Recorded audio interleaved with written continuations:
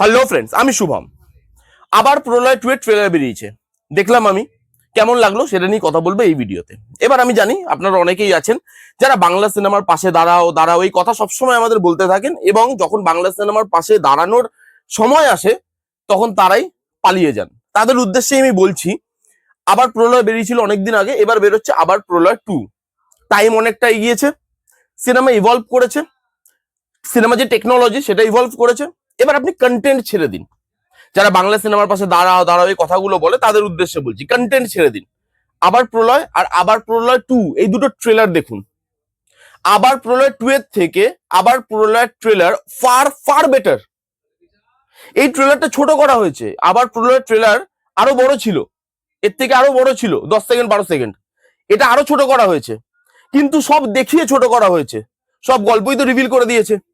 শাশ্বতদা, যাকে নিয়ে, যার মতো অ্যাক্টরকে নিয়ে সব থেকে বেশি এক্সপেরিমেন্ট হওয়া উচিত ছিল, রাজ চক্রবর্তীর মতো ডাইরেক্টর কন্টিনিউয়াসলি তাকে দিয়ে সেম রোল করিয়ে যাচ্ছে। আবার প্রলয় হোক, কলরব, আবার প্রলয় 2, সব সেম লুক থেকে মানে শুরু করে ডায়লগ ডেলিভারি, তার অ্যাকসেন্ট, তার সোয়াগ সব সেম। তাহলে মানুষ নতুন কি দেখবে? বিজিএম সেম, ডায়লগ রাইটার নেই আমাদের এখানে। তারপরেও তারা বাইরের থেকে কোনো ডায়লগ রাইটার হায়ার করে না, তারা নতুন ছেলে মেয়েদের সুযোগ দেয় না। সেই সেম ডায়লগ আমি ম বলি না ক বলি, বহু বছর আগে তো শোনা হয়ে গেছে, তাহলে নতুন কি শোনাচ্ছেন আপনি? ভিএফএক্স এর অবস্থা, ভিএফএক্স দেখলে বোঝা যায় যে রাজ চক্রবর্তী হোক কলরবে প্রচুর টাকা লস খেয়েছে। ভিএফএক্স এর যে অবস্থা, গলা কাটছে একজন খুর দিয়ে, আপনি রক্তটা দেখুন, আপনার মনে হবে সিনেমা এগোয়নি, সিনেমা পিছিয়ে গেছে, অনেক দিন অনেক বছর পিছিয়ে গেছে সিনেমা। আবার রাজ চক্রবর্তী তো এখন রাজ চক্রবর্তী বলে না নিজেকে, রাজসি। রাজদার মধ্যে একটা সোয়াগ আছে, কিন্তু সিনেমার মান যতই পড়ে যাক না কেন, রাজদার মধ্যে একটা সোয়াগ আছে।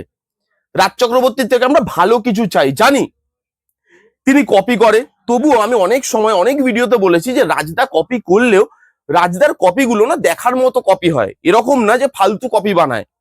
তার হাতে কাজ আছে, তার মতো ডাইরেক্টরের থেকে আমরা ভালো ভালো সিনেমা পেয়ে এসেছি, তিনি হিরো তৈরি করতে পারেন। তাহলে এখন তার কি হয়েছে, তার রাইটিং এ কি হয়েছে?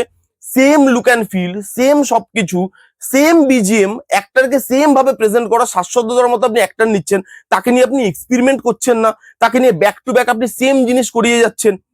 এবার এখানে গল্প হবে ডাকাতি নিয়ে, যে ডাকাতি হচ্ছে, এবার পুলিশ কি করে আটকাচ্ছে সেটা নিয়ে। এখানে একটা স্যাটায়ারও ওয়ার্ক করছে না।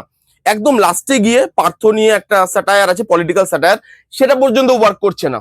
কোনো জায়গায় কমেডি ওয়ার্ক করছে না, কোনো জায়গায় অ্যাকশন ওয়ার্ক করছে না, কোনো জায়গায় কোনো লাইন ওয়ার্ক করছে না। তাহলে এই সিরিজটা দেখার জন্য মানুষের এঙ্গেজমেন্ট কিসে হবে, বা কেন আমি হাইপ নিয়ে বসে থাকবো যে আবার প্রলয় 2 আসছে, দেখতে হবে।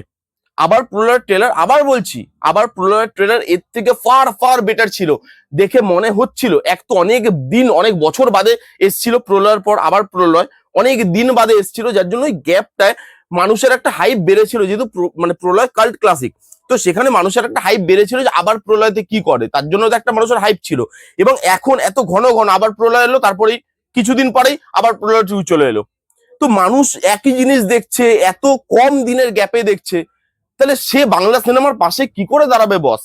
যেখানে বাকি কন্টেন্ট, বাকি সিনেমা, বাকি ইন্ডাস্ট্রি এত ইভলভ করে গেছে, তারা প্রত্যেকদিন নতুন নতুন চেষ্টা করছে। আমাদের কাছে অ্যাক্টর থাকার পরেও শুধুমাত্র রাইটার নেই, ভালো ডাইরেক্টর নেই, ভালো স্ক্রিন প্লে রাইটার নেই, তার জন্য আমাদেরকে সাফার করতে হয় ইচ এন্ড এভরি টাইম, অডিয়েন্সকে সাফার করতে হয় যে তারা টাইম দিয়ে সাবস্ক্রিপশন নিয়ে সেম জিনিস দেখছে, হলে গিয়ে সেই প্যানপ্যানানি জিনিস দেখছে।